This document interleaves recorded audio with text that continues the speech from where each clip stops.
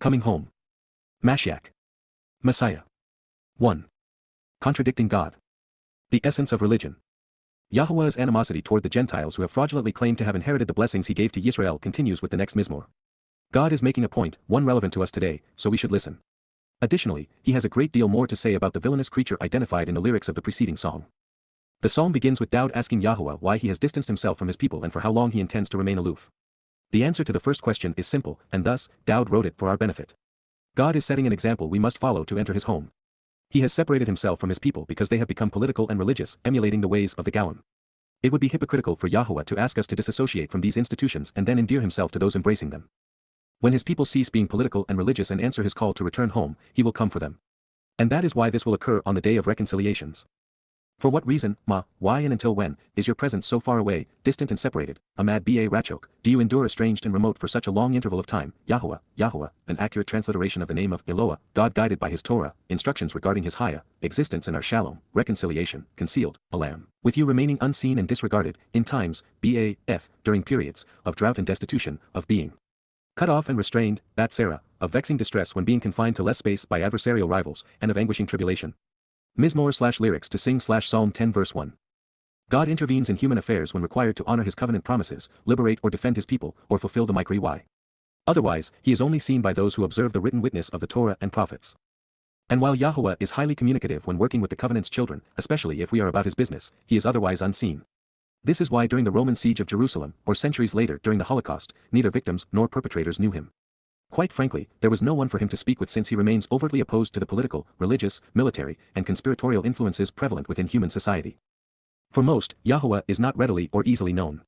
The effort required to realize that God has proven his existence as well as demonstrated his inspiration of the words found in his Torah, the time needed to discover that we can trust him, appreciate what he is offering, and appreciate what he expects in return, is considerable. To know our purpose and place in the universe takes a rational and open mind and a diligent, systematic approach to his testimony. We have to know where to look and how to approach his witness. Considering the sorry state of religious translations, we have to be willing to either learn Hebrew or embrace the tools that facilitate our understanding of God's chosen language. I have been at this for 22 years, and I'm still learning.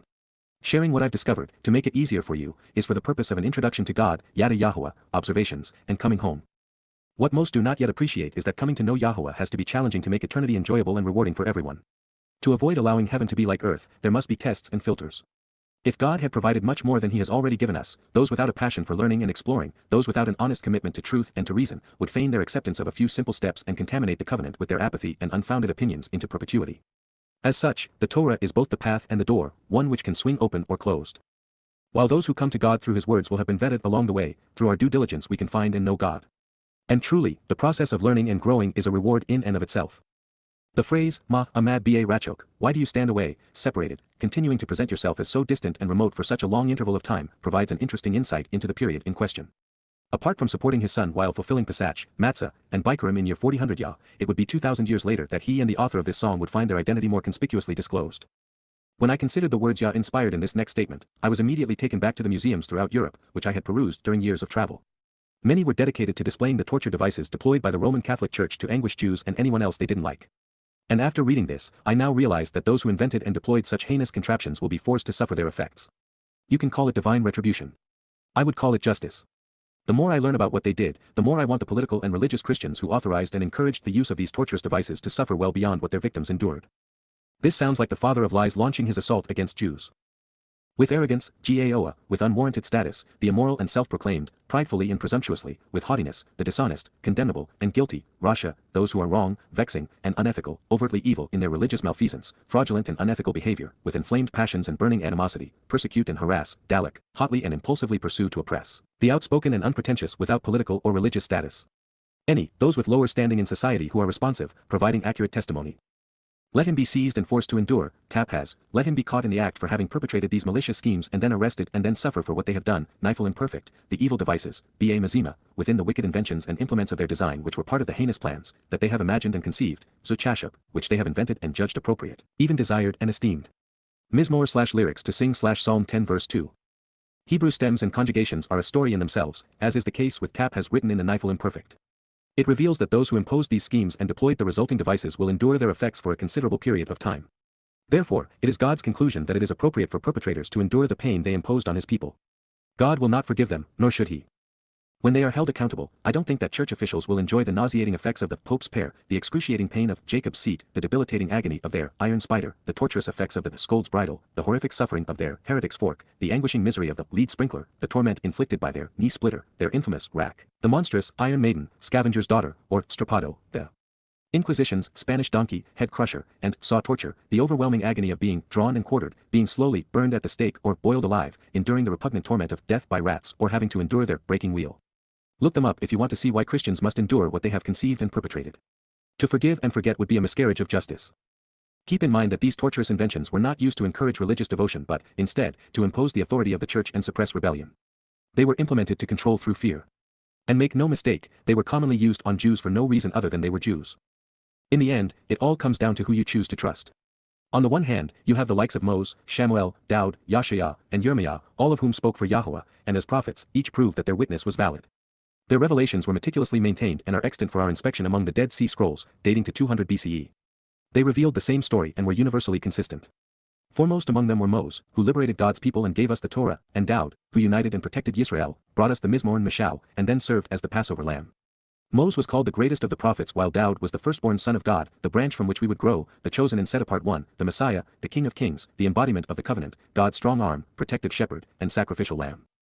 On the other hand, you have Shaul, who would adopt the Roman moniker, Paulos. His given name means, question him.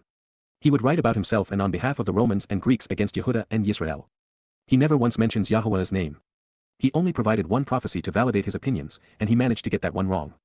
Likewise, he claimed to speak for Jesus Christ and yet, on the lone occasion he quoted something attributed to his mythological misnomer, he got it wrong.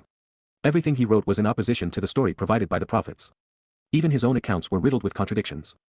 And, lest we forget, God referred to him as the plague of death, the father of lies, and the son of evil.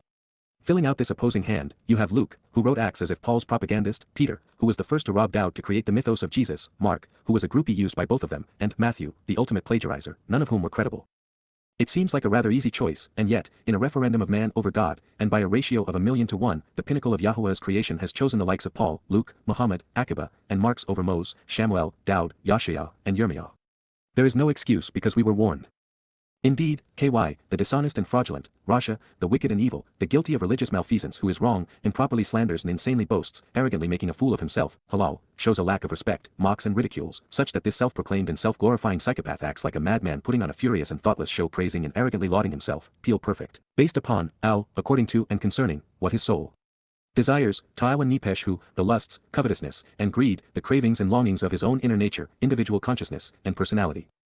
And, Wa, the one who wrongfully severs the relationship and inspires violence for ill-gotten gain, Batsa, the one who accomplishes his mission through brutal and hostile aggression born of covetousness and greed, who is dishonest and immoral, fraudulently seeking an unfair advantage while cutting people off from God, commends, pretending to bless while advocating, Barak, encourages kneeling down while admiring, praising, and blessing, that which is abhorred and condemned, despised and rejected, Naats, spurned, scorned, and treated with contempt, by Yahowah, Yahowah, God's personal and proper name, pronounced, Yehovah, based upon Haya, to exist. Mizmor/lyrics to sing Psalm 10 verse 3. Honestly, this is hard to read. It's painful knowing that Yahowah's chosen ones, the recipients of his generous offer and bountiful blessings, turned on him to deliberately discredit him in the most heinous way.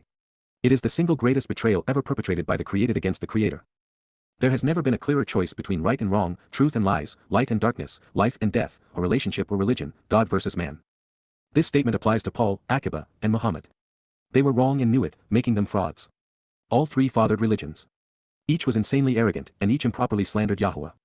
All three did so to satiate their immoral, personal desires.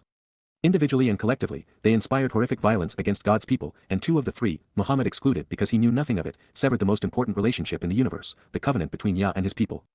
In their writings, again, excluding the illiterate Muhammad, we find them consistently advocating the very things Yahowah abhors and condemns. It matters not if you are a Jew or Gentile. To engage in a relationship with Yahowah, you must first disassociate from the likes of Paul, Akiba, and Muhammad. They were wrong. Their arrogance is worthy of condemnation, not acceptance, devotion, or praise. Walk away from them and everything they have poisoned. This referendum is life or death, so as a concerned father, our God is continuing to expose and condemn the father of lies and the son of evil. The deceitful one who is wrong, Rasha, the fraudulent, wicked, and evil one guilty of leading others astray by engaging in religious activity which is hostile to God, dishonest regarding the proper standard, opposite of what is right and opposed to the Torah and who speaks contrary to it, who is vexing and unethical, as if in a lofty position, exalts in the arrogance, Kagoba, inappropriately elevates his stature and worth such that he is conceitedly lifted up and venerated as great in Spite, of his resentment and animosity, who, of his angry countenance, temper, ire, and wrath. He will never, Baal, he is unable and cannot, he accomplishes nothing and thus fails to, seek after or inquire about him, Darash, turn to him or resort to him, consult with or care about him. All, Kol, of his decisions, schemes, and thoughts, Mazimahu, deductions and determinations, his plans and purposes, his mischievous and wicked intentions and inventions, contradict and negate, are contrariwise, lacking, without, and devoid of, God, Elohim. Mizmor/lyrics to sing/Psalm 10 verse 4. Resentment lies at the heart of Paul's, Akiba's, and Muhammad's motivations. Foolishly, indeed, arrogantly, they decided to make God pay for their perceived slights. Paul was a failed rabbi. Muhammad was a deadly marauder. Akiba was a failed revolutionary. Halal ben Shakar, brightly shining son of darkness, more commonly known as Satan, became the adversary because he resented Yahowah's devotion to humankind. Resentment is the underlying motivation for most of man's most heinous and selfish endeavors. As a modern exemplar, consider Adolf Hitler. His resentment grew out of blaming others for his failure to gain admittance to art school, his frustration with not achieving the fame he sought as a courier in World War I, his inability to accept the consequences of Germany losing the war, and out of resenting Jews because they were smarter, more supportive of one another, and more successful than him. One man's festering resentments led to the loss of 50 million lives. And yet, Hitler was a piker compared to Paul, Akiba, or Muhammad. Such men speak for themselves, not God. In fact, they typically model their gods after themselves. In Paul's letters, it is only Paul's words that matter. When God's words appear, they are always misappropriated and twisted to serve Paul's agenda, making his the most important voice. As for Muhammad, Allah was his alter ego. The man and his God were indistinguishable. And in Judaism, the Talmud is now called Torah, and its citations always delineate the contributing rabbi's name while Yahowah's is never mentioned. Such men are not confident but, instead, conceited, more paranoid and diabolical than worthy. Even when one is supremely enabling and the other corrosive and debilitating, the distinction between confidence and conceit is lost on most people while God cherishes one and disdains the other. Yahowah, with his overwhelming presence, enormous personality, and grand agenda isn't for the timid, although he cannot tolerate the arrogant. From the scope of his Torah to the breadth of his prophets, everything with God is supersized, well beyond the mightiest of empires. Therefore, to approach him and to work with him as one with their Father, in fact, while knowing that the fulfillment of his agenda and the fate of his people are on the line, requires character forged in fire. Yes, God does all the heavy lifting, but his implements cannot fold or flee under pressure. To make this possible, such that mortal men and women can learn from and then work alongside him, God does three things. First, he picks men and women who are battle-tested, who have faced adversity without crumbling, who have risked everything for a noble cause, and who have experienced failure, then grown past it, becoming better prepared. So long as one of the lessons learned along the way was to never trust human institutions, such soul is ripe for the choosing, especially if he or she is ready to rely on the Almighty. He or she can then be groomed to serve as a useful intermediary and implement. Second, Yahowah empowers and enlightens his people such that they can more effectively represent him. And he protects them so that they are able to accomplish the mission. Third, God's testimony builds confidence. Not only does he prove his existence and his inspiration throughout the Torah and prophets, but he also shares examples of what he and others have achieved previously. Recognizing what Yahowah enabled through Abraham, Yitzhak, and Jacob, Moses and Daud, even Deborah and Gideon is inspiring. The key, of course, is being willing to listen and learn while remaining reliant. We see these traits reflected brilliantly throughout Daud's life and lyrics. Having been chosen at 8 years old, he had already unceremoniously distinguished himself by fighting lions and bears to protect his flock, demonstrating his character. And thereafter, Daud became empathetic because his life was so tumultuous, replete with the highest of highs and lowest of lows. His journey, in concert with his Mizmor and Mashyach, particularly his 19th and 119th songs, served as preparation for the many essential roles he would play in our lives. It is what made Daud God's Gibbor most confident and capable man. It is what made it possible for the Bakar to be the Zeroath sacrificial lamb without flinching. Therefore, rather than being the source of depression, rejection and failure can be the training grounds for success. Risk can have its rewards. It all comes down to attitude and reliance. With these words, Daud has affirmed something we have long known but have struggled to convey in a way that others appreciate. Effective liars, such as the aforementioned trio, always weave strands of truth throughout their proclamations such that their deceptions appear credible, at least to those without good judgment. However, no matter how magnificent it looks, how delightful it smells, how delectable it tastes, how satisfying it seems, or how much of it there is, poison is always toxic. It is no less deadly when placed within an apple pie than it would be sprinkled on a cow patty, other than we'd all be more susceptible to it served a la mode. Lies presented in the midst of what believers consider scripture is akin to placing them within a pie. A counterfeit bill is worthless, in fact, illegal, and yet, the best of them is 99.99% accurate. The more consistent they are with the genuine article, the more effective the fraud. Such is the underlying deception underpinning every religion. It is how Satan fooled Chawah in the Garden of Eden, twisting Yahowah's message by adding his own spin. While their additions were far more prevalent, and the spin was far more disorienting, it was the identical strategy. Paul, Akiba, and Muhammad deployed it to make their mumblings appear divine. Since their lies were plentiful and obvious, those who knew these psychopaths best, those who listened to them in person, saw Paul, Akiba, and Muhammad as self-serving, mean-spirited frauds. Each of these men blamed their fellow Jews rather than their lack of character or their irrational rhetoric as the reason they were being rejected. Damn the torpedoes, they remained recalcitrant. Akiba was a special case in this regard. According to Rabbi Alan Mahler's interpretation of the Talmud, Yebamot 62b, tens of thousands of Jewish boys joined Akiba's private army to fight the Romans based upon the promise that Bar Kokhba was actually the Messiah. However, some 12,000 of those who were not stricken by the Romans died of a strange disease. Then Akiba's pacifist students started dropping like flies. At the time, Akiba was against the ropes. Rabbi Yohanan ben Torah openly challenged Akiba's pronouncements regarding Bar Kokhba's legitimacy and thus Akiba's credibility. Also troubling, the epidemic was otherworldly when it began spreading during Hanukkah. Those who would defend the father of Judaism found their tongues turning bright blue and swelling, preventing them from talking. Death followed, such that, by Passover, many hundreds were dying each day. So, according to Rabbi Mahler, the father of the diaspora claimed that his yeshiva students were dying because they did not show sufficient respect for those whose preference was to die being hacked to death by the Romans. Then, when boys in Akiba's private army started dying from blue tongue, their deaths were blamed on insubordination. So, rather than show sympathy for those he had lured to their deaths by lying to them about Yahowah as Messiah, the deaths of 24,000 young men were blamed on the victims. They were said to have lacked respect, with the inference that GD killed them. The aforementioned Rabbi Yohanan ben Torah, who thought they were dying due to Akiba's messianic illusions, made his famous declaration at this time, saying, Akiba, grass will come up between your cheeks and still the son of David will not have come. Talmud Yerushalmi Towrah for August 27. Once men like Akiba headed down their road to oblivion with Satan as their guide, there was no turning back and no hope of salvation. The lemmings who would follow them would fall off the cliff of life and reason, believing that God would somehow prevent the death that they had made inevitable, as if God would negate their free will. These three men were among the least godly in human history. Their legacy is one of deceit, destruction, oppression, and death. From the beginning, this Mizmor, and the one which preceded it, has spoken critically of such scandalous souls. Therefore, among the three, we can either accept the fact that Shaul has already been identified as the adversary, or we can consider the nature of the rebuke to determine that the others are also an adroit fit. That said, more than anyone, Paul's spoken and written testimony contradicts God's witness. It was Paul who sought to negate what Yahowah has done and said on our behalf by taking what God revealed out of context and twisting his words. It was Paul who was admittedly the most arrogant of the three. And there is more. Throughout time, Ba Kol Heth, always in time and given the right circumstance, his way, Dereku, his path, endures replete with twisted perversions as he dances about causing anguishing torment, Chul is perverted and brings forth misery and suffering, torture and torment, fear and distress even for the faithful. Your means to exercise good judgment and justly resolve disputes, Mishpat Ada, your approach to justice, to rational thinking, to determining right from wrong, to being discriminating and discerning, and inquiring about the means to make good decisions, are elevated high above and beyond, Marom Min, are dignified well outside, what is before him and conspicuous in his sight, Negtu, what is easily seen by him, obvious and openly exposed to him for a reason, corresponding to a straightforward purpose which serves as the counterpart to him and is opposite to him. With all, Ba Kol, of his troubles and adversity, Serahu, of the times he is bound or distressed, tied up or shut up, shown any form of hostility or being confined, he becomes a loud-mouthed blowhard, Puwatch, he resorts to scoffing and snickering, mindless puffery, inflaming others in the process, pouring out a maligning witness, regarding them, Ba Hem. Mizmor/lyrics to sing/Psalm 10 verse 5. While this was written of a single charlatan, all three candidates were thin-skinned, always ready to demean their adversaries. Akiba and Muhammad silenced their foes in murderous fashion, while Paul was the most condescending and belligerent. The tone of Shaul's letters is that of a vicious con man with an acerbic personality and an irritating ego. His grasp on reality was tenuous. His arguments were littered with all manner of fallacies. He never once accurately quoted the God he claimed to serve, and his every word contradicted and annoyed him. As a deficient speaker, writer, and thinker, and as an obvious fraud, it took just the right circumstances at just the right moment in time for his misguided rhetoric to take precedence over the Messiahs, and for his religion to become popular. His twisted perversions endure largely because they appealed to the egos and xenophobia of Romans and Greeks, and they were compatible with their religious nomenclature and myths. Paul made these Gentiles, and thus Roman Catholics and Orthodox Christians, feel good about despising Jews, their Torah, and their God, justifying their racial hatred while assuaging their propensity to subjugate those they believed were inferior. As Rome was brutalizing and enslaving Jews, Paul's ode to the Romans, in the 13th chapter of his book by the same name, was music to their ears.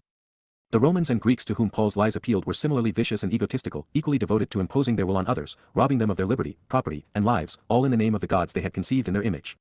They had no interest in Yahowah, his Torah, his covenant, his prophets, his Messiah, his chosen people, Yisrael, Yehuda, or anything Hebrew. They had much in common with the man who had wooed them by telling them what they wanted to hear. In all of Shaul's mind-numbing rhetoric, verbose elaborations, grandiose claims, and pervasive contradictions, it is his perverted reasoning and twisted citations which enable the informed and rational to realize that there is nothing about God in Paul's words. His letters, along with his mission as told in the book of Acts, were all about him and his inner demons. The fact is, just as there was never any distinction between Muhammad and Allah, Paul screamed much more loudly than his Christ. In the end, he was nothing more than a loud-mouthed blowhard, bellowing on behalf of the adversary. When we read Daud's Psalms and then Shaul's letters, it is immediately obvious that God's ways were well beyond Paul's grasp. There were no redeeming insights from the Torah, maybe, while Mizmor to be found in his letters, just negations of them. And that may be the biggest failing for the religious. They not only accept easily disproven fallacies, but the lies they have come to believe were also deliberately placed such that they conceal the truth. Therefore, they missed the majesty of Yahowah's message, especially as conveyed by the rightful Mashyach Messiah. By reading Paul's letters, we know that he was an ill-tempered advocate for the demon he admitted possessed him. His constant complaining about imagined hardships and insults were all concocted such that his mythical sufferings would supersede what Yahowah and Dowd did for us on Pesach, Matzah, and Bikurim. This is among the most irritating aspects of his persona. Well, maybe not the most annoying because we still have to deal with his irrational approach, errant citations, and his self-aggrandizing ego.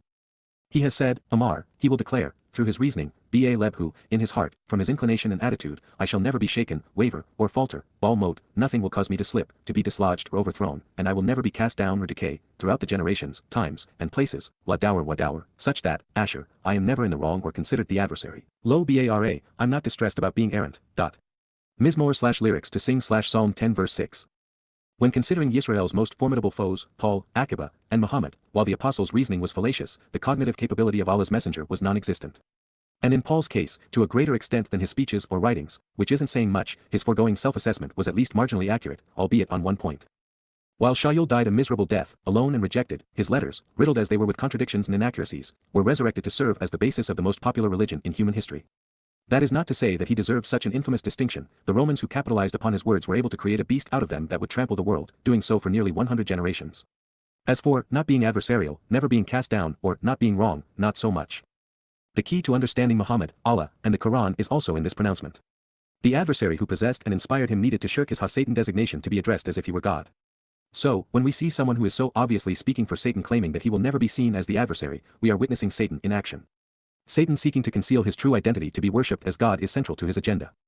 Yahowah, through Dowd, has said and done more than enough for even the most pea-brained human to ascertain the ugly truth about Shaul Paul, the principal character, actor, and writer of the Christian New Testament. And he isn't done excoriating him. His mouth, Pehu, his lips and speech, is filled with an abundance, male, is overflowing with loud and vociferous proclamations, fulfilling this prophecy with a massive conglomeration, of vile insults and injurious curses invoking divine retribution, Allah, of exceedingly harmful sworn public statements regarding a covenant with detrimental binding stipulations which leads to sanctions, of unfit and improper false oaths causing lamentable and sorrowful eulogies.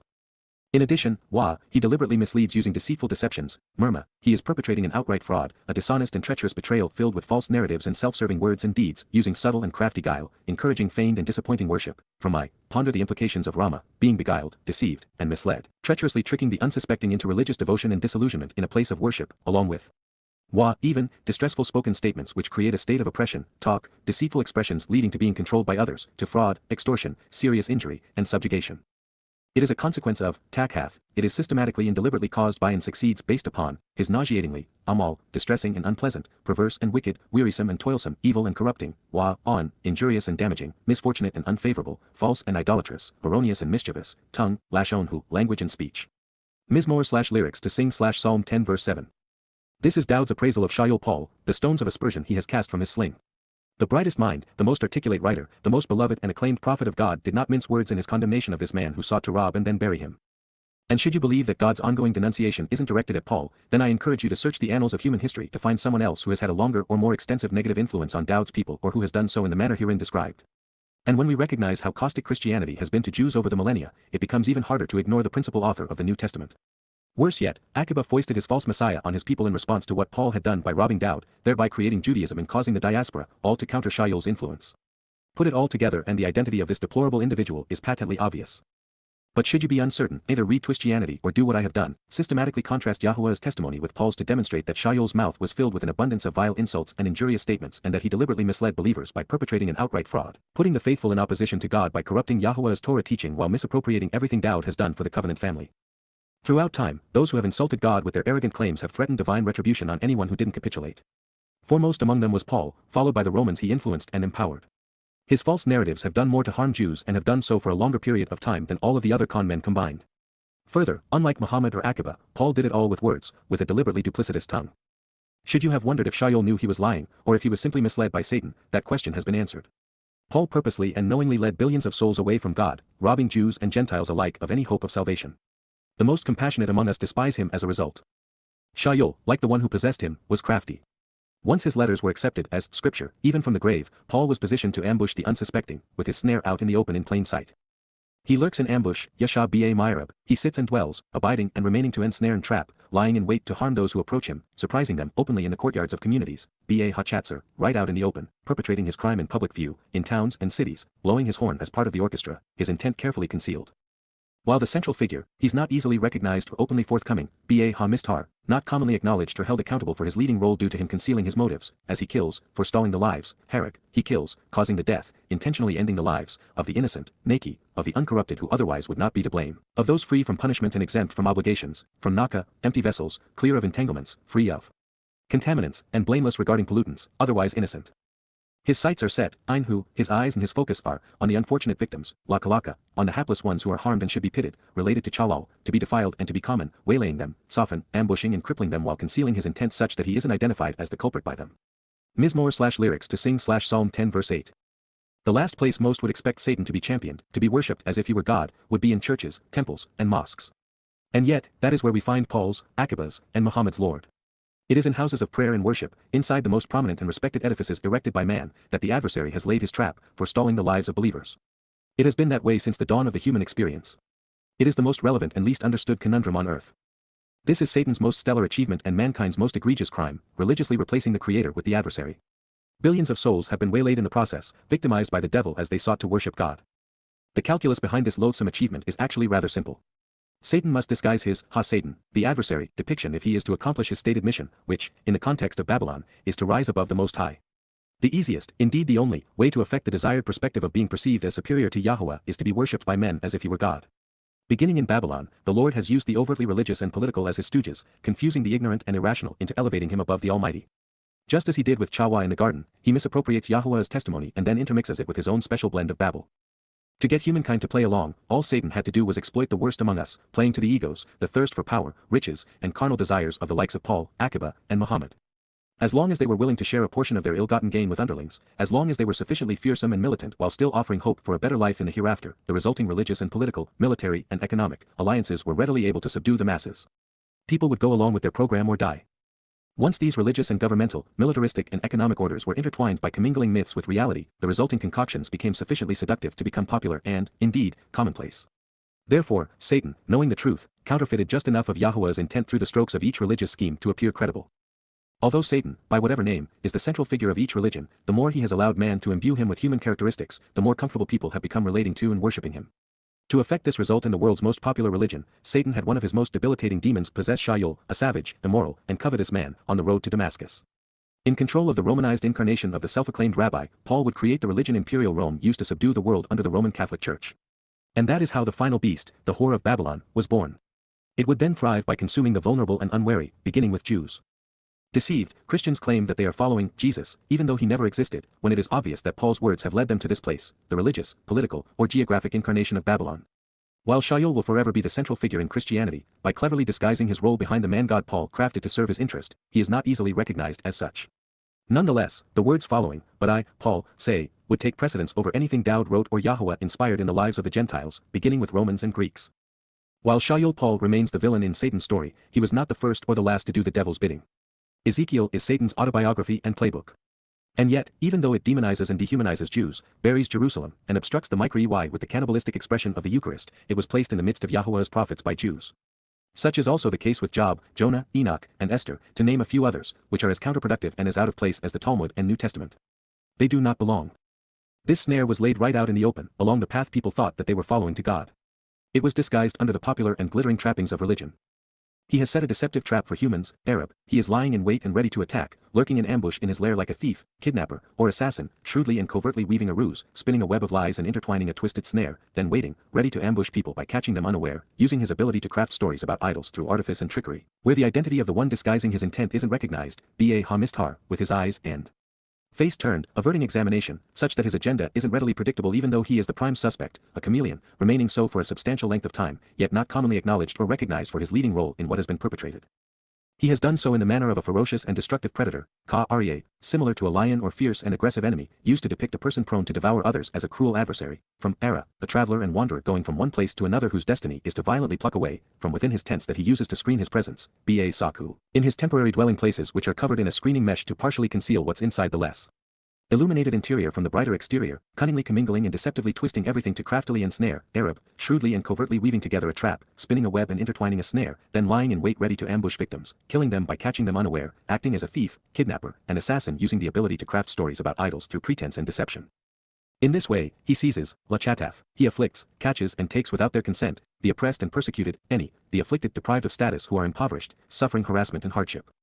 He abducts and carries off, chataf, he catches, seizes, and takes without consent, those he has deprived of rights and resources, the oppressed and persecuted, the afflicted robbed of status who are impoverished, suffering harassment and hardship, by drawing them into, by forcefully dragging them to and then taking them away in, his net, rishay, his trap used to confine his captives, from yerash, to seize and dispossess, to disinherit and impoverish. Mizmor/lyrics to sing Psalm 10 verse 9. Progressives demand reparations for Africans enslaving Africans and selling a relatively insignificant percentage of them 350 years ago, but no one is advocating reparations for Jews who were robbed of their possessions, freedom, dignity, and lives, not only by the Romans and Roman Catholics as one evolved into the other, but also by Europeans within the past 75 years.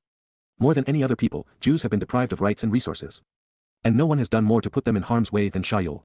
This Benjamite wolf would be their most vicious predator. According to Shaul, prior to rabbinical school, he was a tent maker, most likely for the Roman legions. He is now being shown using them to conceal his intended purpose and actual identity. He would lurk among the people as the thief of souls, camping out like a pedophile next to a school. And as we have seen, his approach was predicated upon deceptively twisting God's testimony, cleverly commingling the tainted result with a steady diet of his own contradictions. The resulting brew was as intoxicating for Gentiles as it was debilitating for Jews. Those who cower and bow down in submission, shachak, those who collapse, downcast and downtrodden, hopelessly and helplessly bowing their heads, he crushes and destroys, daka, he disparages and pummels. Treated as inferior, his victims fall, naphal kalaka, the unfortunate are cast from a higher position to a lower one, by the multitudes associated with him, at some who, by the throngs of people who accomplish his purposes. Mizmor/lyrics to sing Psalm 10 verse 10. In our quest to affirm the identity of this lone assailant, we have just been given a remarkably important clue. Multitudes are not only influenced by him, but they also seek to disparage and destroy Yahowah's people, treating them as undeserving and inferior. This narrows the field to two infamous individuals, Paul, the founder of Christianity, and Muhammad on behalf of Islam. Jews would be humiliated and abused by both religions. While more easily said than done, God does not want us to cower or bow down in submission, regardless of the consequence. Doing so makes an entire population easier to manipulate and thus abuse. We are called to be like Daud and, thus, courageous in disavowing and discrediting harmful institutions. Yahowah recognizes that standing up for him and for what is right in the face of systematic Roman Catholic, Islamic, communist, or fascist subjugation would have had torturous and deadly consequences for those not protected by him for being about his business. And yet, from his perspective, when it comes to man's most heinous ways, defiance is better than acquiescence. The following position is Paul's, not Akiba's or Muhammad's. From his disposition and inclination, Lebhu, in his judgment and in his mind and heart, based upon his motivations, feelings, and thoughts, he says, Amar, he suggests, God, isn't mindful, he no longer responds appropriately, and thus he should be ignored, Shaka, he is oblivious and no longer cares, he is forgetful and should be forgotten, he is no longer knowable or remembered, having concealed himself and vanished, he cannot be found, he is obsolete and thus no longer matters or exists, Kal perfect, literally at this time. His presence, Panahu, his appearance and face, his identity and the very perception of him, will not be observed or seen, Baal Allah, can no longer be revealed or perceived, is never shown and seldom considered, is undiscernible and thus negated. Note, Baal and Bel, the Lord, God of Babylon, are scribed identically in Hebrew, for the foreseeable future, La Netzach, for the rest of time. Mizmor/lyrics to sing Psalm 10 verse 11. According to this adversarial individual, God is not only unresponsive, but he also cannot be observed. The implication is, therefore, to believe whatever Paul and his pals postulate about him. In this vacuum of their own making, they positioned their Dionysian, Jesus, as part of a Babylonian trinity. Replacement theology not only transferred Yahowah's promises on behalf of Yisrael to the Gentile church, it misdirected what God granted to Daud such that it was bequeathed upon the Christian Christ. The absentee and unknowable God of the Old Testament was discarded such that he was replaced by a God whose presence was more easily perceived, a God made in the image of man. Even for an egomaniac of Paul's repute, this is an extraordinarily bold position to take in opposition to the living God. And yet, it is the primary justification for the Christian New Testament, the Talmud, and the Quran. If this was not the case, come up with another explanation as to why God would want or need someone to pursue a different means to knowledge, living, and salvation, especially those which contradict and demean his own. Daud knew that Shaul was wrong and wanted God to rise up against him. The Messiah saw Yah as he really is, intolerant and uncompromising of those who would deceive Gentiles such that they would abuse Jews. And this is Paul's ultimate legacy. You and I are in agreement that you must take a stand, Kyum, it is my desire and your decision to stand up, choosing to rise up against him, Kal imperative, paragogic he, cohortative, an expression of volition in first and second person, spoken in a way that is mutually agreed and emphatic to rise up in opposition, Yahowah, Yahowah, the proper pronunciation of the name of Eloah, God as directed in his Torah, teaching regarding his Haya. You have decided to lift up your hand, Nasa, yet Ada, you will choose to raise your fist and bear your influence, Kal imperative, God, El, Almighty, depicted in Paleo Hebrew as a ram, who is the leader and protector of the flock and a shepherd's staff. You will never overlook or forget, al-shaka, you will remember, and never ignore, always continuing to care about, kalim perfect jussive, those who have been demeaned, impoverished, and persecuted, any, the afflicted and oppressed, those deprived of status, rights, and resources, who are forced to live in ghettos. Mizmor/lyrics to sing/Psalm 10 verse 12. As king and shepherd, God's beloved son recognized that for justice to prevail and for there to be healing, those who are evil must be held accountable. There has to be a consequence for corrupting the truth because millions have been abused and billions have been misled. Dowd had a backbone, and he sought justice, as does God. To ignore or forget, and thus to forgive the Egyptians, the Assyrians, the Babylonians, the Greeks, the Romans, the Roman Catholics, the Muslims, the Europeans, the communists, the conspirators, or the progressives for delegitimizing and dehumanizing Jews, and for the subsequent harm they have inflicted upon his people, would make Yahowah an accessory after the fact. It isn't going to happen. There will be a day of judgment. Those who have demeaned, impoverished, or persecuted Jews, who have sought to deprive them of their rightful status, will be condemned for perpetrating the most ungodly crime in human history. This next question is asked by Dowd of a single Rasha individual. We are, therefore, encouraged to ponder its implications within this very narrow scope. It is the legacy of one nefarious fellow that this Mizmor psalm has been assailing from the beginning, one who has not only had the most negative influence on Yisrael and Yehuda, but also one who is still adversely influencing God's people at this time.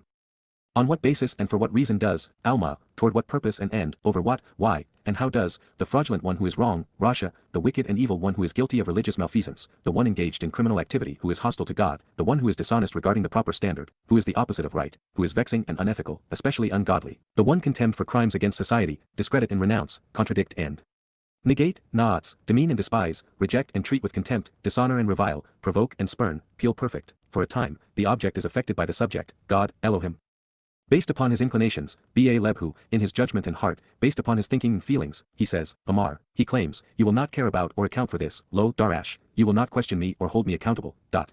Mizmor/lyrics to sing/Psalm 10 verse 13. Dowd is a man of letters and logic, of evidence and reason.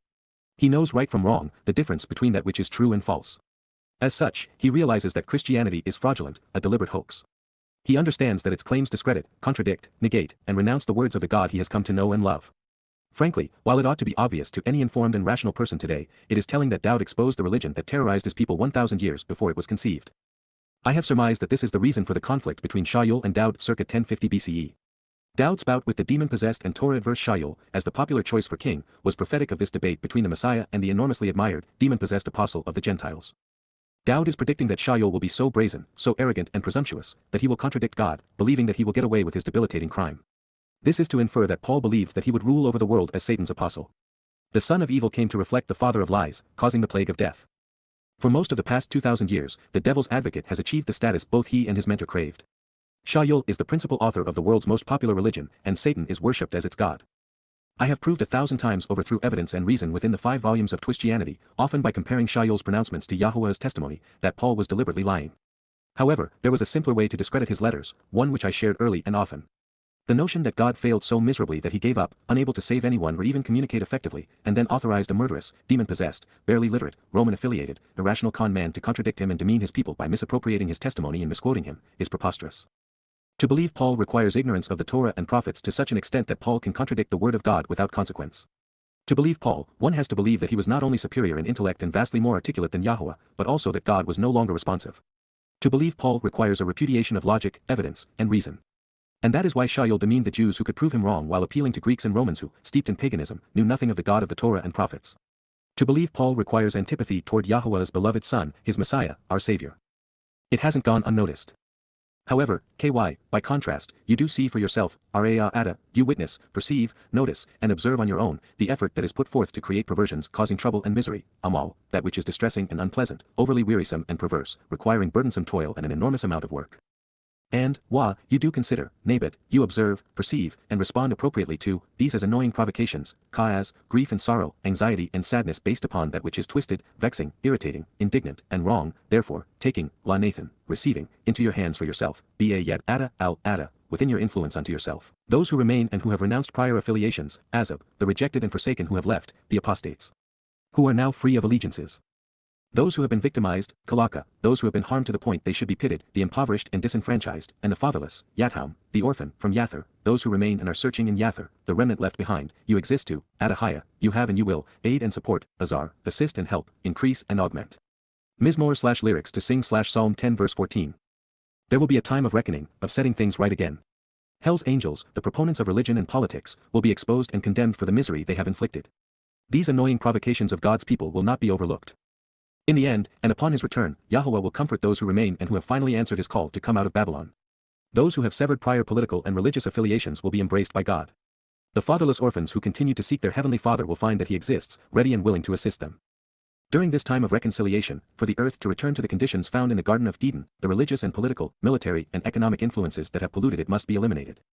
Your will is to crush, Shabar, you want to shatter and destroy, smashing and crippling, Kal imperative, the leadership capabilities, Zeroah, the ability to shepherd and protect, the strength of the arm and reach, the potency and capability, the power to guide and influence, of the deceitful one who is wrong and religious, Rasha, the fraudulent, wicked, and evil one guilty of leading others astray by engaging in criminal activity which is hostile to God, dishonest regarding the proper standard, opposed to what is right and opposed to the Torah and who speaks contrary to it, who is vexing and unethical, especially ungodly, this one who by being evil severs the relationship through improper means, YRA, the one who is immoral, irrational, undesirable, and injurious, grievously evil, malignant, and disagreeable, who is villainous and corrupting as a loud-mouthed countryman, accounting for, Darash. Responding appropriately after a thoughtful evaluation such that everyone is held responsible for their actions.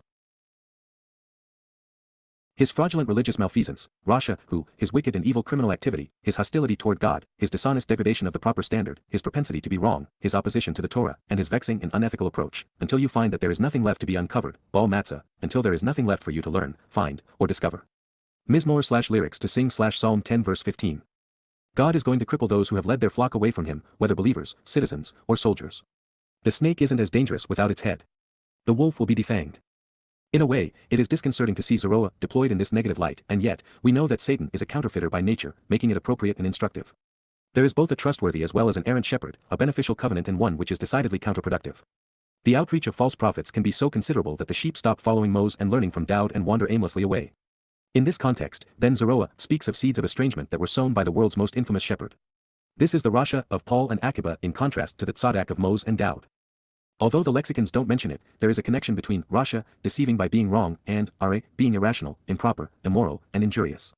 Shaul was both, and therefore, Yahowah is going to hold him accountable. And according to what we have just read, God is going to do an infinitely better job than what I've attempted, which is to expose and condemn every false statement, errant citation, irrational conclusion, and twisted expression Paul ever uttered and scribed. That isn't as easy as it may sound. It only takes a handful of words to create a lie, but it requires 10 to 100 times that many to prove something false. And between his speeches in Acts and 14 letters, there are thousands of RA statements. Based upon something Yahowah inspired Yashayah to write, speaking of the world's leadership bowing in judgment, I suspect that all of those who used Paul's words to advance their political and religious agendas will be co-defendants during what is sure to be a prolonged and indicting presentation by the prosecution. And while I've admittedly done an inferior job, my methods have been valid when it comes to excoriating Paul and his ilk. This trial will proceed by comparing Yahowah's words with Shaul's Paul's, contrasting the truth with the lie. God is right, and so, when someone annuls something he has revealed, contradicts him, or alters his message in any substantive way, they are wrong. As such, Christianity is errant, as are Judaism and Islam. Yahowah, Yahowah, an accurate transliteration of the name of Eloah, God guided by his Torah, instructions regarding his Haya, existence in our Shalom, reconciliation, reigns by guiding, Melech, as king in charge, providing advice and counsel, direction and support, forever, Aulam, into perpetuity in time without end, as an eternal witness, Wa'ad, with enduring testimony. Gentile institutions and individuals, Goim, non-Yisraelite countries, cultures, societies, governments, beliefs, ethnicities, and people, will be expelled and cease to exist, Abad, will be annihilated and exterminated, wiped out and destroyed, their lives squandered for having wandered away, they will be driven out for having lacked the necessary knowledge, vanishing and perishing, from within his land and earth, Min, Eretz who, out of his country, region, place, and material realm. Mizmor/lyrics to sing/Psalm 10 verse 16. It is his land and his home.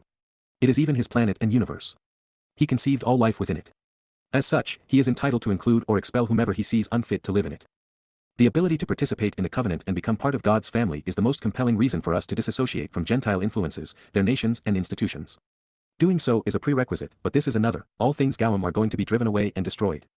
Call it Yahowah's one-state solution or people for peace, as in ridding his land of the worst of them. There will be no Palestinians or other Muslims, no Roman Catholics or other Christians, no communists or other progressive protesters, and no conspirators or other anti-Semites. The only question remaining for these corrupting influences is whether, after being expelled, they will also be exterminated as if they were rats carrying the plague. Either way, separated from Yahowah and his people, they will soon die. For those of us who were Gawi by birth, this prophetic assessment should underscore the merit of being adopted into Yahowah's family, of walking away from politics and religion, militarism and conspiracy, of being grafted into the tree of lives. The less Goim that stain us, the better. The more we grow to reflect the intended purpose of Yehuda, the more we will be loved by Yah. In this light, it is interesting that the far right and extreme left concur on one thing, as do the secular and sectarian, even Christians and Muslims, a festering hatred for Yisrael and Yehudim. Antisemitism has become part of Goyim DNA. Even progressive Jews in America have become so Goyish they no longer support or identify with Yehuda or Yisrael. It has been a long time since anyone has listened to Yahowah, but that does not mean that God has been deaf to the anguishing pleas of his people. The yearning, Towrah, the longing and desire, of the straightforward, unpretentious, and responsive, Anah, of those who are sincere and yet not esteemed within society, those the culture dictates a low status to and deprives of rights, property, possessions, or life, you have heard, Shama, you have listened to, Cal Perfect. Yahowah, Yahowah, God's personal and proper name, pronounced, Yehovah, based upon Haya, to exist and Torah, to guide, you help shape and develop, Kun, you help fashion and formulate, establish and prove, sustain and authenticate, their ability to make reasoned decisions, Lebhem, their capacity to discern right from wrong, their inclinations and thinking, their attitude for exercising good judgment. Your ears are used to listen attentively so that you can respond appropriately, Ozen Adakashab, you perceive what they are saying through your faculty of hearing and reply accordingly, Hyphal imperfect. Mizmor/lyrics to sing/Psalm 10 verse 17. One of the many distinctions between believing and knowing is the ability to avoid puffery and be straightforward in our approach to God. We aren't trying to impress anyone with our faith, Yahowah included. We can be sincere in our quest for answers and forthright in our expressions of trust. Based upon Yah's statement, it is such people that he hears, ostensibly because we listen to him. We may say 1,000,000 times less than those who pray without ceasing, but what we convey manages to tickle God's ears. We have long understood that Yahowah made us such that we could choose to be receptive to him so that we could learn what we need to know to relate to him. This realization is strengthened by the previous declaration. God designed us to be perceptive and discerning. He bestowed us with the capacity to exercise good judgment. It is by listening to God that we learn how to respond properly to him. By doing justice on behalf of, Shabat, by defending and providing legal aid to, by litigating on behalf of and executing justice, deciding between right and wrong, good and bad, guilt and innocence of, the fatherless, Yadhaum, the orphan and defenseless, the ones unable to protect themselves who are seeking to rely on the proper parent, from Yather, those who remain and are searching in Yather, the remnant left behind, and, the oppressed, Dak, the harassed and persecuted. Subjugated and demeaned, no longer will, Bal Yasaf Aud, never again throughout eternity will, mortal man, Inaush, humankind, strike terror, Lairats, terrorize, invoking fear, or perpetrating oppression, upon the earth, Min Ha Eretz, within the land or material realm. Mizmor/lyrics to sing/Psalm 10 verse 18. We have long recognized that, for God to be just, the religious and political, the conspiratorial and militaristic, must be exposed and condemned. We have also known that they must be expunged from the earth to end their reign of terror in order to keep those they have oppressed safe. Nonetheless, it's always reassuring to hear Yahowah affirm these conclusions as he has done here. In summation, just as there were no political or religious influences in Eden, their stench won't ruin the millennial kingdom either. Good riddance. Speaking of such things, and in context with our return to the garden, I've noticed a pattern I'd like to share. In each of these Mizmor psalms, a considerable amount of the text has been devoted to exposing Shaul Paul and ridding the world of his caustic influence. It is as if Dowd is announcing the subject of his final battle. Christian theologians have dismissed much of what Dowd wrote, put off by the notion that David was incessantly complaining against his personal enemies. But in actuality, Dowd's message is prophetic, explaining his fulfillment of the Moedim, including his triumphant return when he will be working with Yahowah to free his people from their most menacing enemy. He's establishing the final battle lines between right and wrong. In the process, the first 10 psalms systematically dismantled Christian theology and eschatology, destroying the credibility of Paul's rancid letters along with almost everything that has been falsely attributed to the Christian God, Jesus Christ. Each of the first 10 Mizmor strives to return our focus to Yahowah, his Torah and its covenant, to God's relationship with Dowd and all that implies, especially to Yisrael and Yehuda. Gentiles and their church aren't the answer but are instead the problem. Somehow, either blinded or rendered irrational, Christians have completely missed this message. Every word scribed by Dowd David undermines the foundation of their religion, destroys the myths they have attributed to their God, and exposes their scriptures as fraudulent. And as goes Christianity, so falls Judaism and Islam, which would not exist without it.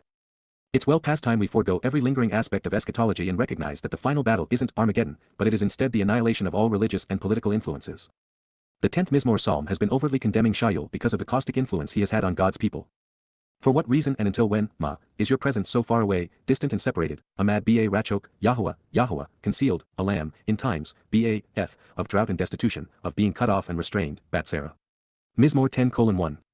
With arrogance, unwarranted status, and presumptuous pride, Gaoah, the dishonest, condemnable, and guilty, Rasha, with inflamed passions and burning animosity, persecute and harass, Dalek, the outspoken and unpretentious without political or religious status, any. Let him be seized and forced to endure, Taphaz, the evil devices, Ba Mazima, that they have imagined, invented, and devised, Zuchashuk.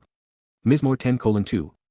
Indeed, Ky, the dishonest and fraudulent, Rasha, improperly slanders and insanely boasts, arrogantly making a fool of himself, Halal, based upon, what his soul desires, Taiwa Nipeshu. And, the one who wrongfully severs the relationship and inspires violence for ill-gotten gain, Batsa, commends, pretending to bless while advocating, Barak, that which is abhorred and condemned, despised and rejected, Naats, by Yahowah, Yahowah. Mizmor 10:3. The deceitful one who is wrong, Rasha, as if high and mighty in a lofty position, exalts in the arrogance, Ka Goba, of his resentment and animosity, Afu.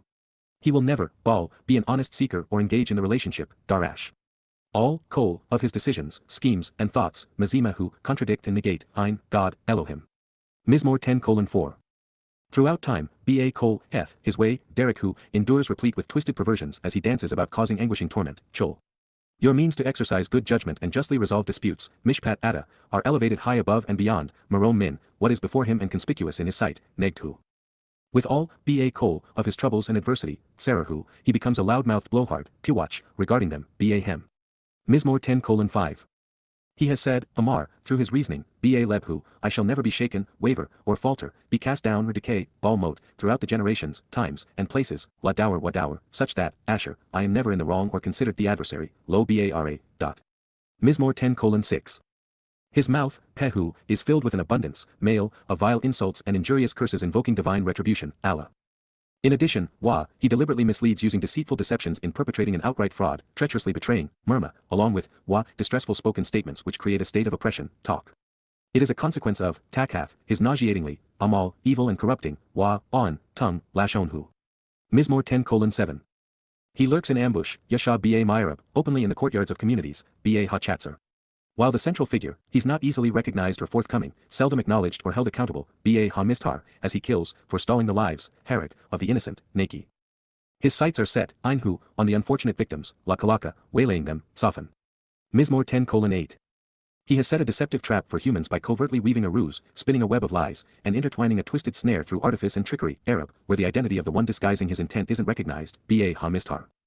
He has done so in the manner of a ferocious and destructive predator wandering from one place to another whose destiny is to violently pluck away, Ka Arye, from within his tents that he uses to screen his presence, Ba Saku, cunningly commingling and deceptively twisting everything to craftily ensnare, Arab. In this way, he seizes, La Chataf, the oppressed and persecuted, Eni. He abducts and carries off, Chataf, those he has deprived of rights and resources, Eni, by drawing them into, Ba Mashkem Ba, his net to dispossess, disinherit, and impoverish, Rishay. Mizmor 10:9. Those who cower and bow down in submission, hopelessly and helplessly bowing their heads, Shachak, he crushes and destroys, disparages and pummels, Daka. Treated as inferior, his victims fall, Naphal Kalaka, by the multitudes associated with him, Ba at Samhu. Mizmor 10:10. From his disposition and inclination, Ba Lebhu, he says, Amar, God, El, isn't mindful, he no longer responds appropriately, and thus he should be ignored. Forgetful, he should be forgotten because he can no longer be found, Shaka. His presence, Panahu, will not be observed or seen, Baal Ara Allah, for the foreseeable future, La Netzach. Mizmor 10:11. You and I are in agreement that you must take a stand, Kyum, Yahowah, Yahowah. You have decided to lift up your hand, Nasa, yet Ada, God, El. You will never overlook or forget, Al-Shaka, those who have been demeaned, impoverished, and persecuted, Eni. Mizmor 10:12. On what basis and for what reason does, Alma, the fraudulent one who is wrong about engaging in religious malfeasance, Rasha, discredit and renounce, contradict and negate, Naats, God, Elohim? Based upon his inclinations, Ba Lebhu, he says, Amar, you will not care about or account for this, Lo, Darash. Mizmor 10:13. However, Ky, you do see for yourself, Raya Ada, the effort that is put forth to create perversions causing trouble and misery, Amal.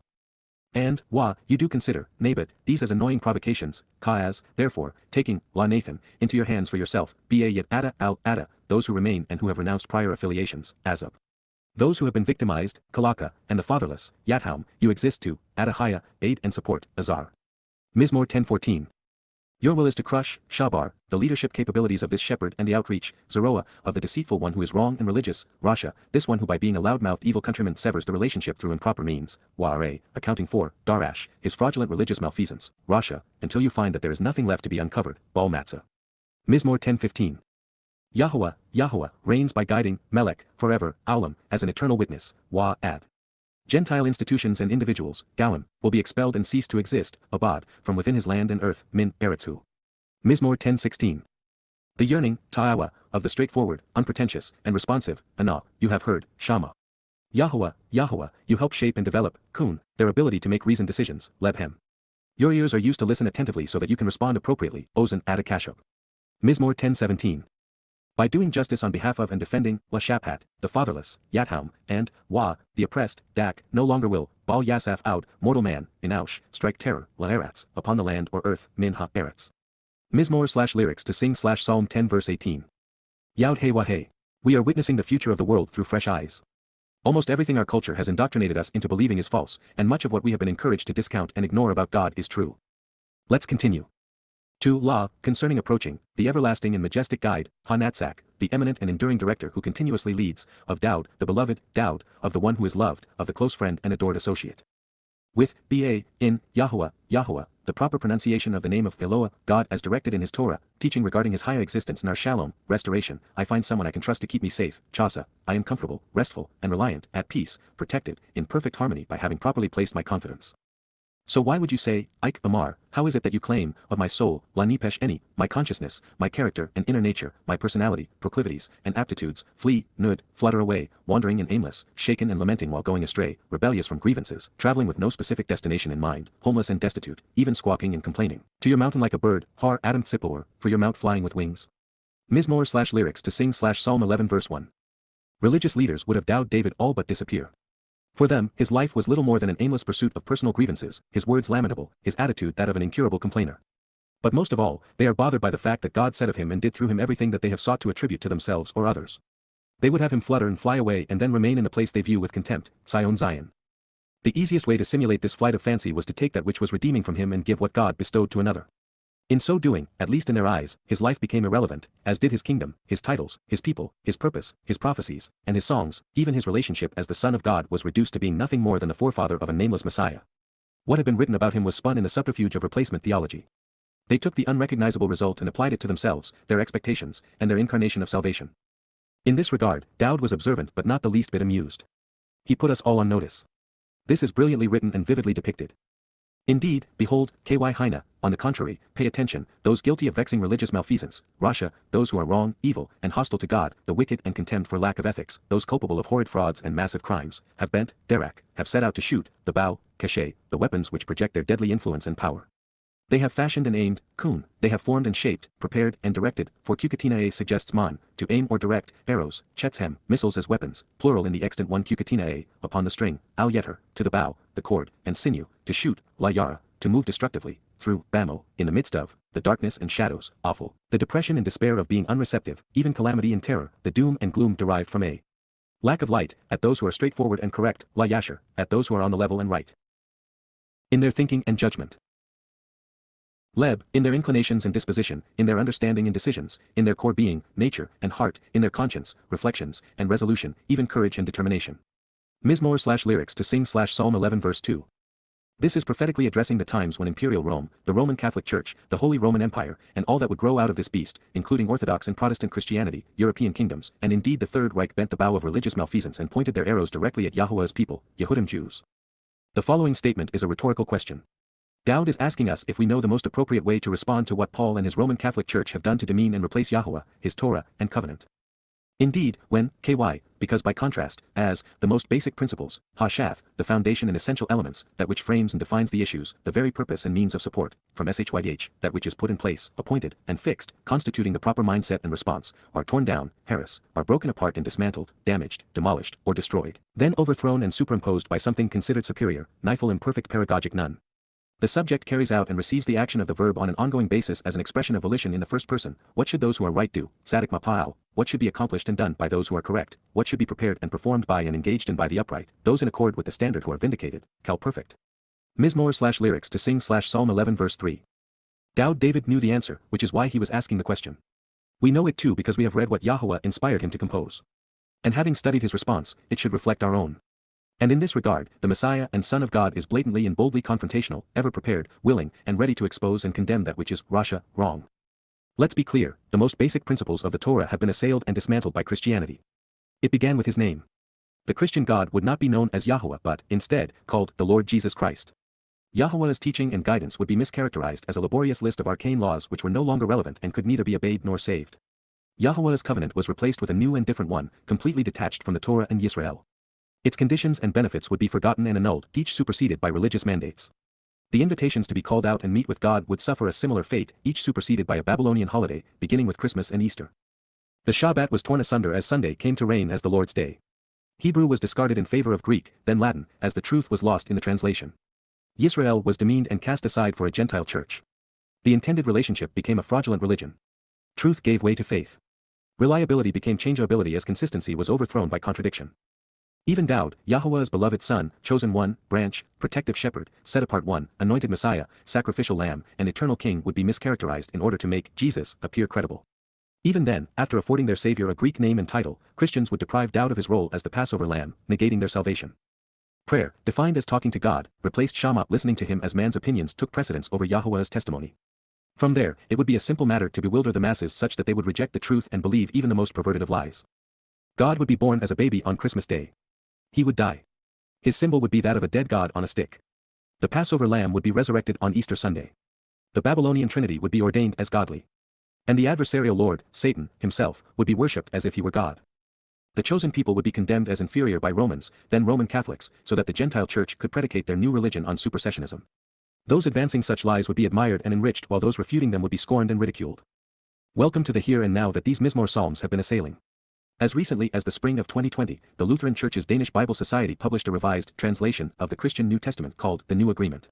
These anti-Semitic advocates of replacement theology not only excluded Yahowah's Torah, prophets, and Psalms, they excluded Israel. Ignoring the obvious, that present-day Israel is located within the boundaries God depicted, that the population is comprised of Yehudim Jews, that their official language is Hebrew, and that there are countless prophetic declarations depicting Yahowah's return to Yisrael on behalf of Yisraelites, the Bible Society justified their conspiratorial animosity and rancid racism by falsely claiming, the ancient Israelites are not linked in any substantive or material way to the contemporary modern state of Israel. The biblical narrative of Israel has almost nothing to do with contemporary Israel other than the intentional manipulation of sacred texts to justify a political project. Cited from a speech given by Evangelical Lutheran Church pastor, Robert O. Smith, a stalwart of the World Council of Churches and proponent of the boycott, divestment, sanctions movement against Israel. When liars lie, especially religious narcissists and self-aggrandizing psychopaths, they almost always project their own faults on those they oppose. That is precisely what occurred here. It is the Danish Bible Society that is trying to justify a political project. And they have manipulated their sacred texts to claim for themselves something that has nothing to do with them. At the same anti-Semitic conference, a Fakistinian Lutheran pastor, Matri Raheb, chimed in, "It wasn't the Lord God who promised Israel the land, it was the Lord Balfour." He would indict himself further with, Jesus was a Middle Eastern Palestinian Jew. That is akin to claiming that a camel is the result of mating an extinct ass with a lion. While I can't speak for the Lord, Yahowah spoke of Yisrael, Sion, and Jerusalem over 3,000 times in his Torah, promising to return to this very place on behalf of his people. And fortunately, based upon what Daud revealed in his Mizmor, those of us who have come to love what Yahowah adores will not have to endure the putrid presence or jaundiced verbiage of those who oppose Yehudim or Yisrael. Life is about exclusion and inclusion. We are each afforded the opportunity to choose between God and man. Long ago, some 14 billion years looking back from our relative position in the universe, 6 days ago from God's, Yahowah made a decision he would never change. Since he created the universe, conceived life, authored his Torah, and offered his covenant to become part of a family, anything our Heavenly Father could do with us or through us, he would not do alone. In heaven, he has positioned and empowered us to expose and condemn those who would do that which he has warned against. Whether or not we engage as he intended is up to us. But be aware, even though Yah is leaving this up to us, he is aware of our choices in this regard. Yahowah, Yahowah, an accurate transliteration of the name of Eloah, God guided by his Torah, instructions, is in his set-apart sanctuary, Ba Heikel Kodesh who is positioned within his separated and uncommon residence, from Yaakov, having the capacity and power to endure, overcome, and prevail. Yahowah's, Yahowah, God's one and only name, pronounced, Yehovah, based upon Haya, to exist, seat of honor, Kais, who, his throne, place of authority and status, is in the heavens, Ba Hashemayim, placed within the spiritual realm. He uses his faculty of sight to perceive what can be observed regarding the agreement, Einhu Chaza, his eyes see, beholding visions by choosing to receive certain information, conveying that message prophetically to communicate for the purpose of perception and discernment regarding his contractual relationship. His gaze, like a beam of light, Aphym who, his glances, like flashing rays, examine and communicate through his ability to jump through light, assesses, bakon, probes, examines, and tests, providing proof as it scrutinizes, the children of man, Beni Adam, the sons of Adam. Mizmor/lyrics to sing/Psalm 11 verse 4. For most of the past 3,000 years, Yahowah has been hands-off, allowing man to do as he pleased. He intervened to provide this prophetic testimony through prophets such as Yashaya, Yirmiah, Zechariah, Hosea, and Malachi, but he has been silent ever since. He consented to have his beloved son, Daud, fulfill his obligation to serve as the Passover lamb and to honor his promise on behalf of the covenant regarding unyeasted bread, firstborn children, and the promise of 7. And he has intervened through his Malachi spiritual representatives to protect those who were about his business. That's it. There has been nothing more.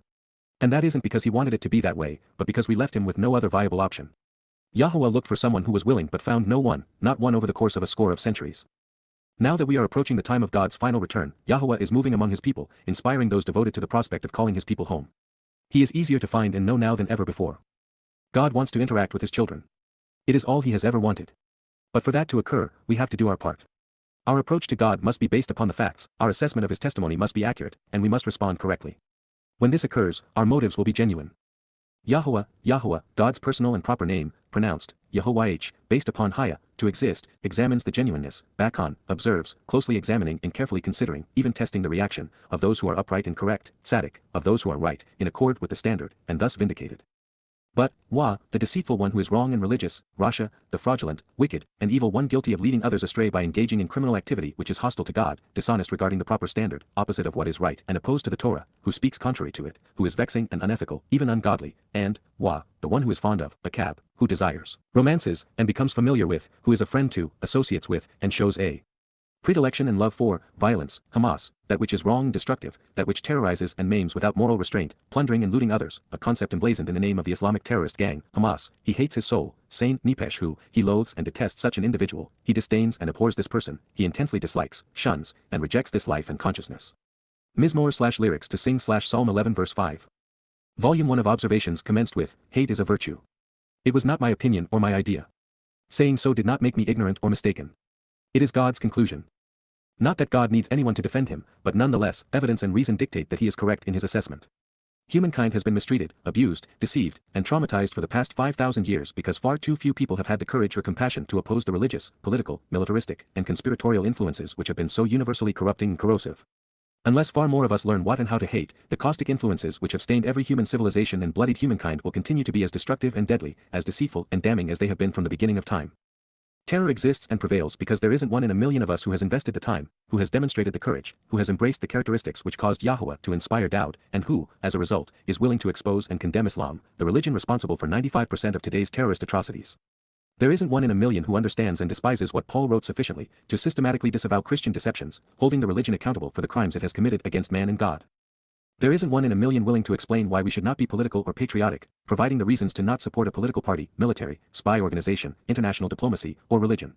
Until far more people come to their senses, shed their ignorance, develop some character, and start thinking rationally, deceit and violence will continue to ravage our world, with its carnage littering every place on earth. For love to prevail, hate must exist. For the truth to be known and accepted, lies must be loathed. There are many things that God has identified worthy of our disdain. For us to do as we should, they must be known, understood, exposed, and condemned, all with words wielded wisely using evidence and reason. Before we move on, I want to reinforce two things that are essential to Yahowah in this regard. God said that he hates the soul of the individual who disseminates lies on behalf of religion and who advocates violence. This means two things. First, we should never promote violence as a solution to any problem. We must use words. Second, we must acknowledge that religion and other forms of deceit live within the souls of their advocates. The treacherous will continue to be corrosive as long as the proponents of such tactics live. This is why Yahowah will be expelling and exterminating them. It also means that it is appropriate for us to condemn the most vocal and notorious proponents of delusions since Yah clearly holds them in disdain. The idea of a prison whose bars are comprised of light appears intriguing, especially fitting and proper. He will bring down, Matar, he will cause to fall, raining, on those who mislead and are mistaken, the deceitful and religious, Al-Rasha, on those who have been corrupted and are wrong, those who are invalid, fraudulent, and unethical, leading others astray, and who, by being opposed to what is right have done or spoken that which is inappropriate and confusing and should be condemned, a means of incarceration, patch, a confining means of control, a snare, comprised of fire, esh, made of flames, burning light and combustible material, that which glows brightly and burns hotly, and brimstone, wagafrith, sulfur, a yellow element which burns blue, emitting poisonous and noxious fumes, in addition to, wa, a scorching spirit of righteous indignation, zaleh for ruach, a rightfully and appropriately opposed and angry spirit, one that is suitably enraged, a fitting receptacle and an appropriate fate for them, maneth cows hem. The portion that encapsulates their destiny, the cup which has been assigned to them based upon what they have contributed to this vessel, a dutiful decree and decision of God. Mizmor/lyrics to sing/Psalm 11 verse 6. It has become obvious that Yah despises everything associated with Rasha. Eternal incarceration in a cell comprised of burning sulfur while enduring the righteous indignation of an angry spirit does not sound appealing. So, by all means, let's avoid being Rasha, misleading or mistaken, religious and thus deceitful, corrupted or corrupting, wrong and thus invalid, fraudulent, or unethical. Let's be careful and not lead anyone astray, always avoiding that which is inappropriate and confusing in relation to God. Being tzaddik right is clearly a better idea. In fact, Rasha is being presented in direct contrast to being tzaddik. One is wrong and the other is right. And therein is the difference between life and death, Yahowah and Satan, Shemaim or Shiao. Concerning, KY, surely, instead and by contrast, because on behalf of, those who are right and thus vindicated, tzaddik, those who are upright and correct, and therefore acquitted, Yahowah, Yahowah, the proper pronunciation of the name of Eloah, God as directed in his Torah, teaching regarding his higher existence and our shalom, restoration, loves, Ahab, desires and adores, establishing a close personal relationship with, the upright and correct, tzedakah, those who are right and thus vindicated, the just and innocent who prosper by deciding appropriately. The straightforward and reasonable, Yasher, those who are on the level and consistent, shall gaze upon, Chaza, shall observe and behold, look upon and see, Kal imperfect, his face, Panahu, his appearance and presence. Mizmor/lyrics to sing Psalm 11 verse 7. There are a significant number of things we need to know, understand, accept, and act upon to appear before Yahowah and, more importantly, receive his love. But in the end, all of them are bound together by a single idea, tzaddak, being right. When it comes to being correct about Yahowah, the thing I enjoy more than learning the truth is sharing it. From the very beginning, through 22 years and 35 books, we have been committed to more correctly and completely translating Yahowah's words, contemplating their implications, and going to where his guidance leads. Everything Yahowah has revealed on our behalf leads to tzaddak being right. Good thing because, as it turns out, being tzaddak right provides direct access to Yahowah's presence and his love. In a world fixated on faith and hope, on being politically correct even when it means being wrong, it is reassuring to know that from Yahowah's perspective nothing matters more than knowing and accepting the truth. This means that everything we have translated and contemplated over the years has served a purpose, giving the open-minded and willing the opportunity to be tzaddak. We should not be surprised by any of this, including the simplicity of it all. Even with Abraham and Yitzhak, there was a test, one where they were able to prove that their understanding and responses were correct. And speaking of being right, even in this short psalm, Yahowah's name appeared 4 times. Knowing and using Yahowah's name is the first step to heaven. To La, the everlasting and majestic guide, Ha-Natzak, of Daud, the beloved, Daud. With Ba, Yahowah, Yahowah, I find someone I can trust to keep me safe such that I am comfortable, confident, and harmonious, Chasa. So why would you say, Ike Amar, of my soul, La Nipesh Eni, flee, Nud, to your mountain like a bird, Har Adam Tzipor. Mizmor 11:1. Indeed, behold, Ky Haina, those guilty of vexing religious malfeasance, Rasha, have bent, Derak, the bow, Keshe. They have fashioned and aimed, Kun, arrows, Chetz-hem, upon the string, Al Yether, to shoot, La Yara, through, Bamo, the darkness and shadows, awful, at those who are straightforward and correct, La Yasher, in their thinking and judgment, Leb. Mizmor 11:2. Indeed, when, Ky, the most basic principles, Ha-Shath, are torn down, Harris, what should those who are right do, Tzaddik Mapa'al? Mizmor 11:3. Yahowah, Yahowah, is in his set-apart sanctuary and royal residence, Ba Heikel Kodeshu. Yahowah, seat of honor, Kais, who, is in the heavens, Ba Hashemayim. He uses his faculty of sight to perceive what can be observed regarding the agreement, Einhu Chaza. His gaze, like a beam of light, Apha Phym who, assesses, Bakhan, the children of man, Beni Adam. Mizmor 11:4. Yahowah, examines the genuineness, Bakhan, of those who are upright and correct, Tzaddik. But, Wa, the deceitful one who is wrong and religious, Rasha, and, Wa, the one who is fond of, Akab, violence, Hamas, he hates his soul, Saint Nipeshu. Mizmor 11:5. He will bring down, Matar, on those who mislead and are mistaken, the deceitful and religious, Al-Rasha, a means of incarceration, Patch, comprised of burning light, Esh, and brimstone, Wagafrith, in addition to, Wa, a scorching spirit of righteous indignation, Zaleh for Rowak, a fitting receptacle and an appropriate fate for them, Manath Kaushem. Mizmor 11:6. Concerning, Ky, those who are right and thus vindicated, Tzaddik, Yahowah, loves, Ahab, the upright and correct, Tzedakah. The straightforward and reasonable, Yasher, shall gaze upon, Chaza, his face, Panahu. Mizmor/lyrics to sing Psalm 11 verse 7. Yod Hey Wahey.